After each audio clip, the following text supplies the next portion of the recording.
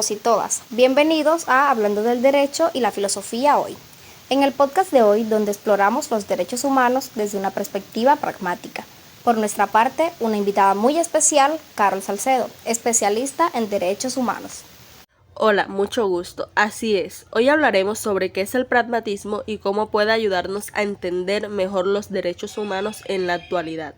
Es un tema fascinante porque muchas veces pensamos en los derechos humanos como principios fijos e inmutables, pero ¿y si los viéramos desde una perspectiva más flexible y orientada a la acción? Exacto, y es ahí donde entra el pragmatismo, una corriente filosófica que enfatiza la práctica, la experiencia y la adaptación a la realidad. Como dijo el filósofo William James, la verdad es lo que funciona. Entonces, empecemos con lo básico. ¿Qué es el pragmatismo? Bueno, el pragmatismo es una corriente filosófica que nació en Estados Unidos a finales del siglo XIX, con pensadores como Charles Peirce, William James y John Dewey. La idea central es que la verdad y el conocimiento no son absolutos, sino que se construyen a partir de la experiencia y sus consecuencias prácticas. O sea, lo importante no es solo si algo es verdadero, en teoría, sino si funciona en la práctica. Exacto. Como dijo John Dewey, uno de los grandes pragmatistas, las ideas no son reglas fijas, sino instrumentos que deben ser probados y ajustados para resolver problemas reales. Me gusta esa idea, porque nos obliga a pensar más allá de lo abstracto y enfocarnos en lo que realmente cambia vidas.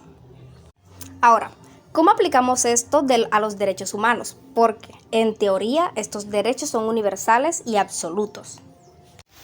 Claro, pero el pragmatismo nos invita a preguntarnos, ¿cómo garantizamos que los derechos humanos realmente se cumplan en la práctica?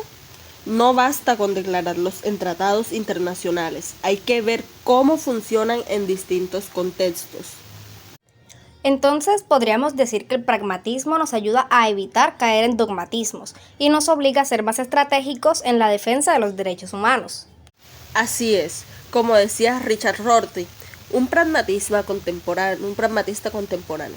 No necesitamos una justificación filosófica de los derechos humanos, sino una movilización práctica para protegerlos.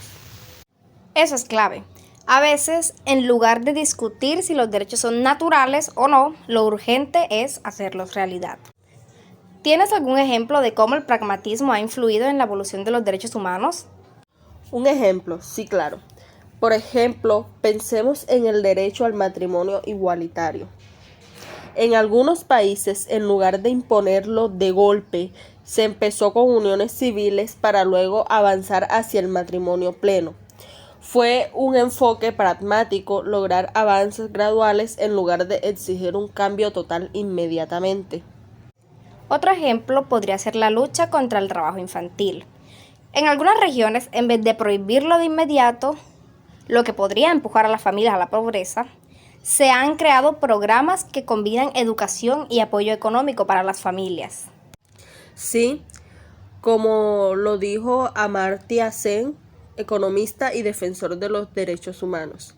La libertad no es solo una declaración, sino una capacidad real de las personas para ejercer sus derechos. Entonces, más que imponer soluciones rígidas, el pragmatismo nos ayuda a encontrar caminos efectivos para lograr cambios reales. Bueno, para despedir este podcast vamos a hacer una reflexión sobre lo ya hablado. En resumen, el pragmatismo nos ayuda a pensar en los derechos humanos, no solo como ideales, sino como herramientas que deben ser adaptadas y aplicadas según la realidad de cada sociedad. Y esto no significa relativizarlos, sino hacerlos más efectivos. La pregunta clave del pragmatismo es: ¿cómo podemos lograr cambios reales y sostenibles en la protección de los derechos humanos? Un tema que da para muchas conversaciones. Y eso es justamente lo que haremos en próximos episodios. Sí, así que si te interesa este enfoque, acompáñanos en este viaje por los derechos humanos desde una mirada pragmática. Muchísimas gracias por estar sintonizados con Hablando del Derecho y la Filosofía hoy. Hasta la próxima.